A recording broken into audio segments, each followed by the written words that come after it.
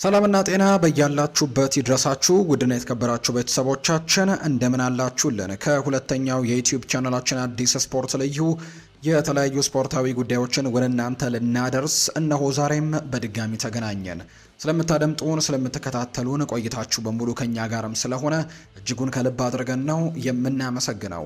በዛሬ ፕሮግራማችን የተለያዩ የዝውውር ጉዳዮችን በስፋት ወደ እናንተ እያደረሰን ቆይታን እናደርጋለን። አርሰናልን፣ ማንቸስተር ዩናይትድን፣ ቸልሲ፣ ሊቨርፑል፣ ሪያል ማድሪድ፣ ባርሰሎናን ጨምረን በርከት ያሉ የዝውውር ጉዳዮችን እያነሳን ነው በዛሬ ፕሮግራማችን ላይ የምናነሳው። ይህንን የምሳ ሰዓቱን ፕሮግራማችንን ላይክ እያደረጋችሁ ቪዲዮአችንን ላይክ ቻናላችንን ሰብስክራይብ እያደረጋችሁ ቆይታችሁን ከኛ ጋር እንድታደርጉ በአክብሮት እንጋብዛለን። ከመሸጋገሪያ በኋላ በድጋሚ ተመልሰን ስንመጣ በቀጥታ ወደ ዛሬ ፕሮግራማችን የምናመራ ይሆናል። እስከ ፕሮግራማችን ፍጻሜ አብራችሁን ቆዩ። ከመሸጋገሪያ በኋላ በድጋሚ እንገናኛለን። አብረን እንቆይ።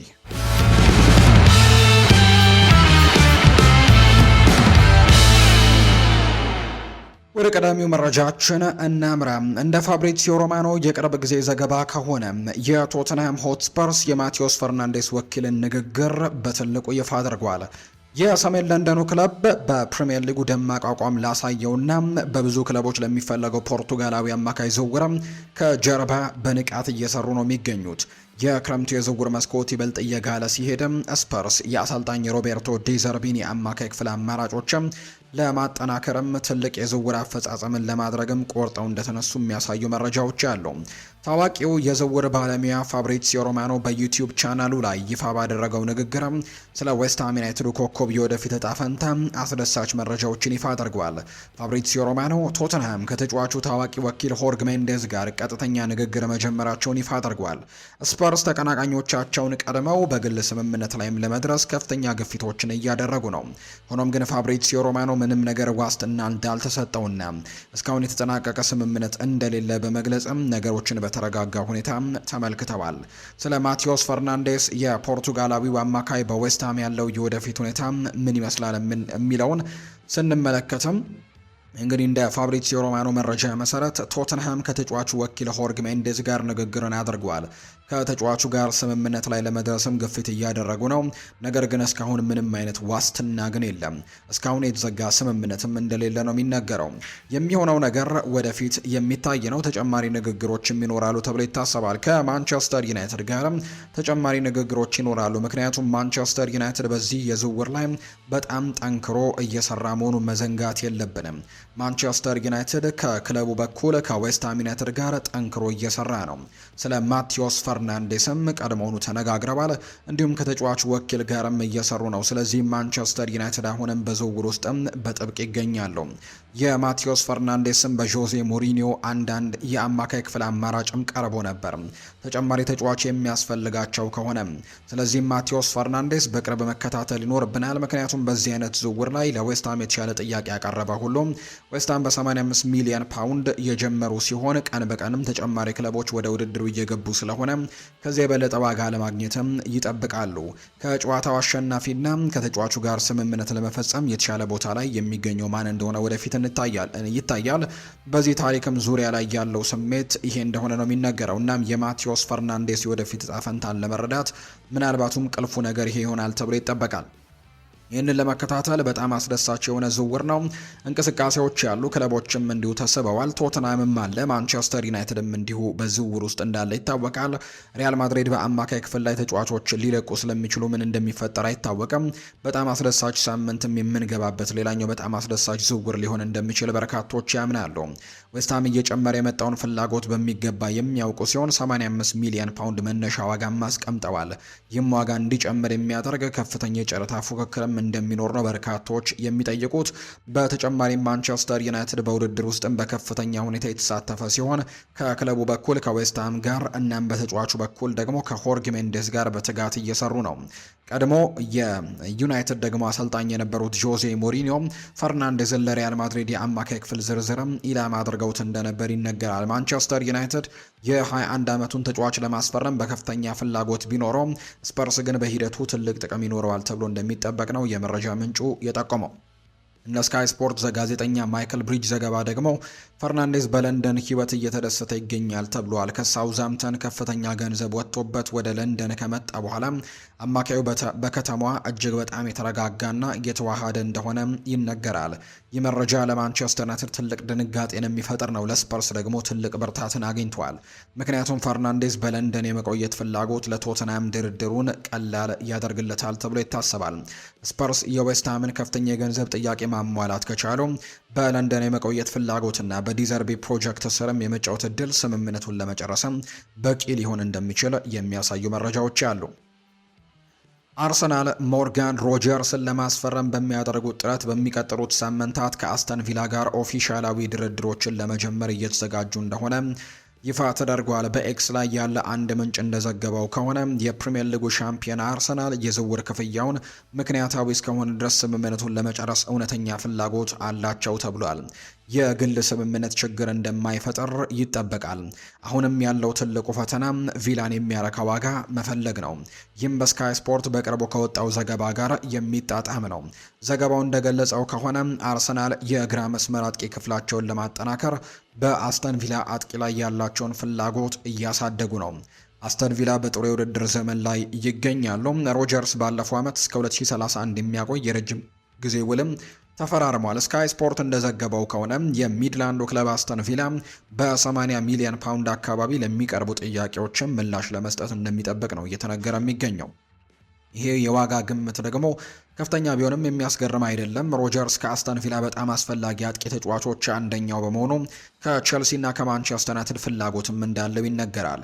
ዘ ታይምስ ቀደም ብሎ እንደዘገበው በርካታ የፕሪሚየር ሊግ ክለቦች ሁኔታውን በቅርበት ሲከታተሉ እንደነበር፣ የቪላ የገንዘብ ሁኔታና የሚድልስቦሮ የሽያጭ መቶኛ ድርሻ ደግሞ ወይም ሴል ኦን ክሎዝ የምንለው በጥያቄው ዋጋ ላይ ሚና እንደሚጫወቱን የተነገረው። ለአርሰናል ሮጀርስ ከሌላ የክንፍ ተጫዋቾች በላይ በጣም ተፈላጊ ነው። ከግራ መስመር መጫወት፣ ወደ ውስጥ በመግባትና እንደ አጥቂ አማካይ ማገልገል፣ በግፊት ውስጥ ኳስን ማንሸራሸር፣ ይህም ተለዋዋጭነት ለሚኬል አርቴታ በፍላጎት እንዲያሳዩት ያደረገው ትልቁ ምክንያት ነው።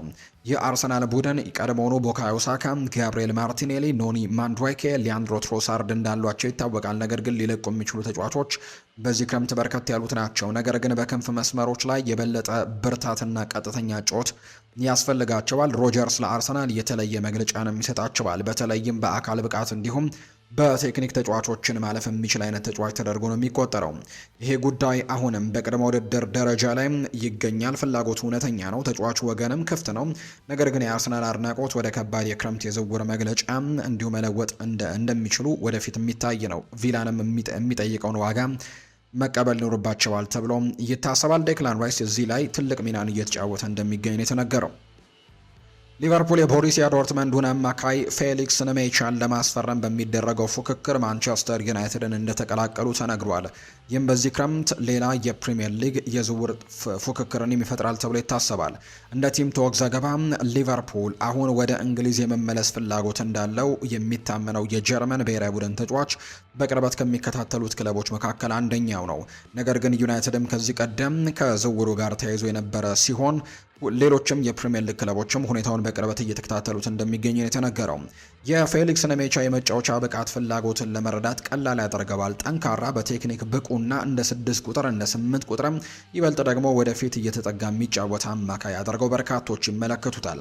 ይህ ተለዋዋጭነት ደግሞ የአማካይ ክፍል አማራጮችን ለመግለጽ ለሚሞክሩት ለሁለቱም ክለቦች ለሊቨርፑልም ሆነ ለዩናይትድ በጣም ትልቅ ጠቀሜታ ይሰጣቸዋል ተብሎ ነው የሚታሰበው።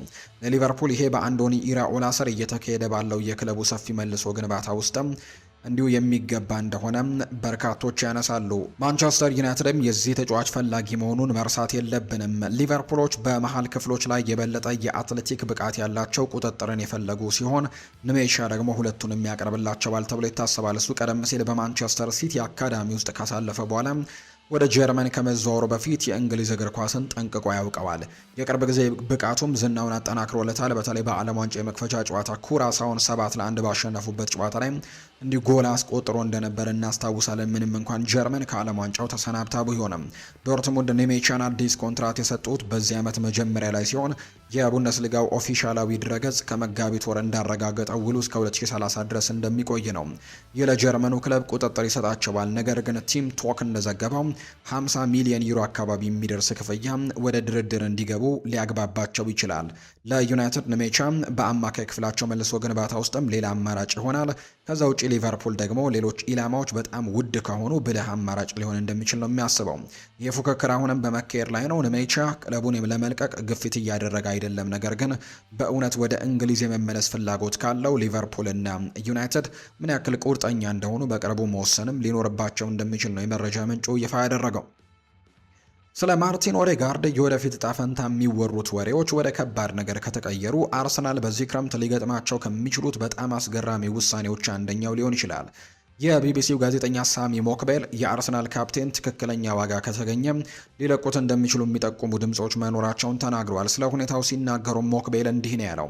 በዚህ ክረምት አርሰናል ማርቲን ኦዴጋርድን በትክክለኛ ዋጋ ለመልቀቅ ፍላጎት ሊኖረው እንደሚችል የሚጠቁሙ አንዳንድ ወሬዎች ያሉ። ኦዴጋርድ የሚኬል አርቴታ ፕሮጀክት ምልክቶች አንዱ በመሆኑ ይህ እጅግ ግዙፍ መግለጫ እንደሆነ ጭምር ነው እየተነገረ ያለው። እሱ ካፕቴኑ እንዲሁ በቡድኑ ውስጥም መሪ፣ አርሰናልም ወደ ፕሪሚየር ሊግ ዋናትም እንዲመለስ በቅርብ ጥሩ አስተዋጽኦችን ካደረጉ ተጫዋቾች አንደኛው ነው። በመጀመሪያ ሲታይ ኦዴጋርድን መሸጥ ፈጽሞ የማይታሰብ ሊመስል ይችላል። እንደ ስካይ ስፖርት ዘገባ እስከ 2028 የሚቆይ ውል ተፈራርመዋል። ይህ ማለት አርሰናል የመሸጥ ግፊት የለበትም።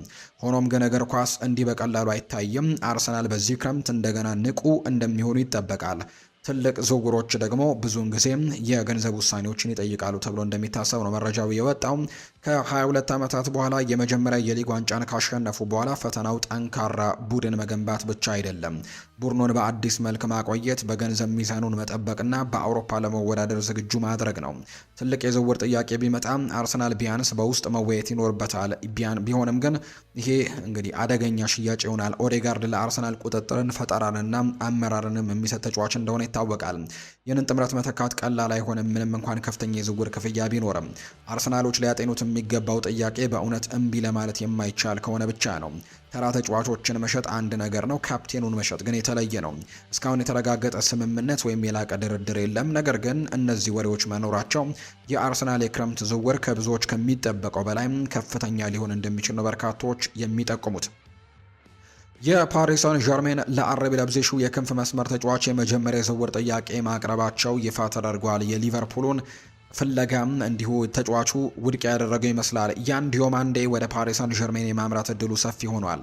እንደ ቢልድ ዘገባ ፓሪስ ሳን ዠርሜን ለአይቮሪ ኮስታዊው ኢንተርናሽናል ተጫዋች የመጀመሪያ ኦፊሻላዊ ጥያቄዎችን ይፋ ያደርጋሉ። ይህም ለሊቨርፑል መጥፎ ዜና ነው። ምክንያቱም ሊቨርፑሎች የ100 ሚሊዮን ዩሮ ጥያቄን በላይፕዚግ ውድቅ ተደርጎባቸዋል። ሊቨርፑሎች በአንዶኒ ኢራኦላ ስር የበለጠ ፍጥነትንና የረጅም ጊዜ ጥራትን ለመጨመር ሲሉ ዲዮማንደን እንደ ዋና የአጥቂ ኢላማ ያዩታል። ዘ ታይምስ እንደዘገበው ሊቨርፑል 86 ሚሊዮን ፓውንድ አካባቢ ለመክፈል ተዘጋጅቷል። ነገር ግን ላይፕዚግ 112 ሚሊዮን ፓውንድ አካባቢ እየጠየቁ ነው። የፓሪስ ሳን ዠርሜን ፍላጎት ከባድ ችግር ነው። ምክንያቱም ባለፉት ጥቂት ሳምንታት ከዲዮማንዴ ወኪሎች ጋር በጣም ጥሩ ግንኙነት ነበራቸው። ኢቭኒንግ ስታንዳርድ እንኳን ተጫዋቹ ከፈረንሳይ ሻምፒዮኖች ጋር በቃል መስማማቱን የዘገበ ሲሆን ይህም የላይፕዚግ የዋጋ ጥያቄን ካሟሉላቸው ትልቅ ጥቅምም ሊሰጣቸው እንደሚችል ይታመናል። ለሊቨርፑል ይህ በትክክል ሊያስወግዱት የፈለጉት የዝውውር ውድድር አይነት ነው። ቀደም ሲል ቪክተር ሙኞዝን ከኦሳሱን አስፈርመዋል። ነገር ግን ዲዮማንድ ከሞሐመድ ሳላህ በኋላ እንግዲህ ባለው ዘመን ቁልፍ ተጫዋችም ቁልፍ ክፍልም ሊሆን እንደሚችል ከፍተኛ እምቅ አቅም ያለው ተጫዋች ተደርጎ ይቆጠር ነበር። ላይፕዚግ የመተት ጫና ውስጥ አይደለም። የ19 ዓመቱ ተጫዋች በአሁኑ ወቅት ከአይቮሪ ኮስት ጋር በዓለም ዋንጫ ላይ ይገኛል። እናም ጥሩ ብቃት ካሳየ ዋጋው ሊጨምርም ይችላል። ቶክ ስፖርት እንደዘገበው ላይፕዚግ የሊቨርፑል ጥያቄን ውድቅ እንዳደረጉና ከ100 ሚሊዮን ፓውንድ በላይ የሆነ ክፍያ እየጠበቁ ይገኛሉ። ሊቨርፑል አሁንም በውድድር ውስጥ ይገኛሉ። ነገር ግን የፓሪስ ሳን ዠርሜን ጥያቄ ሁኔታውን እየቀየረው ነው። ሊቨርፑሎች ዲዮማንድን የሚፈልጉት ከሆነ በፍጥነት መንቀሳቀስ አለባቸው። አለበለዚያ ግን ሌላ ታላቅ ወጣት የክንፍ ተጫዋችን ወደ ፓሪስ ሲያመራ የመመልከት አደጋ ገጥሟቸዋል የሚል መረጃ ነው ይፋ የሆነው። ማንቸስተር ዩናይትድ የዌስትሃም ዩናይትዱን የክንፍ መስመር ተጫዋች የሆነው ሴሜርቪልን ለማስፈረም የነበራቸው ተስፋም ተጫዋቹ በዓለም ዋንጫው ለኔዘርላንድ ባሳየው አስደናቂ ብቃት ምክንያት ይበልጥ ውስብስብ ይሆናል። እንደ ዴይሊ ሚረር ዘገባ የ24 ዓመቱ ተጫዋች በዓለም አቀፍ መድረክ ያሳየው ብቃት ፍላጎትን በመጨመሩና ምናልባትም የዌስትሃም የድርድር አቅምን በማጠናከሩ ፓሪስ ሰን ዠርሜኖች አሁን ላይ ለተጫዋቹ በሚደረገው ፉክክር ላይ ተቀላቅለዋል። ዩናይትድ በማይክል ካሪክ የማጥቃት መስመር በግራ በኩልም እንዲሁ የበለጠ ፍጥነትንና ቀጥተኛ ጨዋታን ለመጨመርም ባላቸው እቅድ አካልም ሴሜርቪልን ሲከታተሉት ቆይተዋል። ክለቡ በተለይም ማርከስ ራሽፎርድ የረጅም ጊዜ የወደፊት ዕጣ ፈንታ እርግጠኛ ባለመሆኑ በዚህ ክረምት በክንፍ መስመሮች ላይ ለውጦችን እንደሚያደርጉ ይጠበቃል። በዓለም ዋንጫም ሴሜርቪል እያሳየ ያለው እድገትም ለዌስትሃም ዩናይትድ ትክክለኛ ጊዜ ላይ ነው ተብሎለታል። ምንም እንኳን ትላንትና ከውድድሩ ውጭ ቢሆንም ሆላንዳዊው የክንፍ ተጫዋች ቀድሞውኑ በ50 ሚሊዮን ፓውንድ አካባቢ ዋጋ ወጥቶለት ነበር። ነገር ግን እያንዳንዱ ጠንካራ ብቃት ዩናይትድ ርካሽ ስምምነት ለመደራደር የሚያደርጉትን ጥረትም ይበልጥ አስቸጋሪ ያደርገዋል። የዌስትሃም ዩናይትድ ኦፊሻላዊ ድረገጽ በቅርቡ ሴሜርቪል በዓለም ዋንጫ እድሉ ምን ያክል አመስጋኝ እንደሆነና ይህንን እድል በቁም ነገር እንደተጠቀመው ማጉልተው ነበር። የእሱ ፍጥነት እንቅስቃሴና በአንድ ለአንድ ሁኔታዎች ውስጥም ያለው በራስ መተማመንን ከተመለከቱ በኋላ አስደሳች የክንፍ ተጫዋች አንዱ ሲሉ ገልጸውታል። ለዩናይትድ ይህንን የሚያበረታታና በተመሳሳይ አሳዛኝም ጭምር ነው። ለምን እንደሚፈልጉት ያረጋግጣል። ነገር ግን ደግሞ የበለጠ ደግሞ ውድድር ይኖርባቸዋል ተብሎ ይታሰባል። ፓሪስ ሰን ዠርሜን ወደ ውድድሩ መግባቱ ሁሉንም ነገር ይለውጣል። የፈረንሳይ ሻምፒዮኖች የቻምፒየንስ ሊግ ተሳትፎን ጠንካራ የስፖርት ፕሮጀክት እና ከፍተኛ የገንዘብ አቅምን ማቅረብ ይችላሉ። ሴሜርቪል ቀዳሚ ኢላማቸው እንደሆነ ከወሰኑ ዩናይትዶች በፍጥነት መንቀሳቀስ ይኖርባቸዋል። አለበለዚያ ግን የውድድሩ ቁጥጥርን የማጣት አደጋ ውስጥ ይገባሉ ተብሎ ይታሰባል። ከዌስትሃም ዩናይትድ አንጻር ይሄ ደግሞ ጥሩ አጋጣሚ ነው። ከሊግ መውረድ ቁልፍ ተጫዋቾችን የመሸጥ ጫናን ጨምሯል። ነገር ግን ዩናይትድ እና ፓሪስ ሰን ዠርሜንን የሚያካትት የፉክክርም የመጨረሻ ዋጋውን ከፍ ሊያደርገው እንደሚችል ይታመናል። ዩናይትድ አሁንም ፍላጎት አላቸው። ነገር ግን ስምምነቱ ከዚህ በኋላ ቀላል አይመስልም። ሴሜርቪል በዓለም ዋንጫው ላይ ያሳየው ብቃት ከብልህ የዝውውር ኢላማዎች ውስጥ አንዱ እንዲሆን ያደርገዋል ተብሎም እንደሚታሰብ ነው መረጃው የጠቆመው። ማንቸስተር ሲቲ በዚህ ሲዝን የዚህን ክረምትም አንዱ ትልቁ ዝውውርም ለማጠናቀቅ እንግዲህ ከጫፍ መድረሳቸው ይታወቃል። አብዛኛው ነገሩ በእርግጥ ተጠናቋል። የኖቲንግሃም ፎረስቱን አማካይ ኤሊዮት አንደርሰንን ሁሉን ነገር እንዳጠናቀቁ ይታወሳል። የሕክምና ምርመራውም ጭምር ተደርጎ ተጠናቋል። አሁን ይፋ ማድረግ ብቻ እንደሚቀራቸው የሚታወቅ ጉዳይ ነው። እንደ ጋዜጠኛ ኒኮላ ሺር ዘገባ ሲቲ ከኖቲንግሃም ፎረስት ጋር ጥሩ የሚባል ስምምነት በመድረሳቸው ነው ይሄ ዝውውር እንዲጠናቀቅ የተደረገው። የግል ስምምነቱም እስከ 2031 በሚቆይ ውል ላይም ቀድሞውኑ እንደተደረሰ የሚታመን የነበረ ነው። አማካዩ በተቻለ ፍጥነትም ሲቲ ቤትም መምጣትን የሚፈልግ እንደነበር ነው የሚነገረው። የስምምነት ይበልጥ አሳሳቢ እንዲሆን ያደረጋቸው አንዳንድ ምክንያቶች ነበሩ። ሲቲ ለሳምንታት ዝውውሩን ሲሰሩበት የነበረ ቢሆንም የቶክ ስፖርት የቅርብ ጊዜ ዘገባዎች ግን እንደሚያሳዩት የነበረው ኖቲንግሃም ፎረስት ለዚህ ተጫዋች የሚፈልጉት ገንዘብ ትልቅ መሆን ምናልባት ዝውውሩ ላይ ሪስኮች እንደነበሩት የሚያሳዩ ነገሮች ነበሩት። 121 ሚሊዮን ፓውንድ ጭምር አልቀበልም ብለው እንደነበር እናስታውሳለን። 106 ሚሊዮን ፓውንድ እና ተጨማሪ 15 ሚሊዮን ፓውንድን ቢያቀርቡላቸውም ሲቲዎች ፍቃደኞች አልነበሩም ኖቲንግሃም ፎረስቶች በአንድ ወቅት ላይ። ነገር ግን አሁን ሁሉም ነገር ወደ መጠናቀቁ ደርሷል። አማካዩ ድንቅ የውድድር ዘመንና ጠንካራ የዓለም ዋንጫ ተሳትፎን ካደረገ በኋላ በገበያው ውስጥ በጣም ዋጋቸው ከፍ ካሉ እንግሊዛዊያን ተጫዋቾች አንደኛው ነው።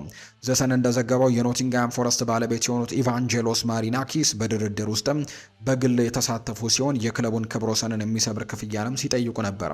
ይህም ሲቲ ስምምነቱን ለመጨረስም አሁን ከዚህ የበለጠ መክፈል እንደሚያስፈልገው የተረዱበት ጊዜ ስለሆነ ነው ክፍያውን ፈጽመው ተጫዋቹን የወሰዱት። ለሲቲ ይህ ሌላ የአማካይ ተጫዋች መጨመር አይደለም።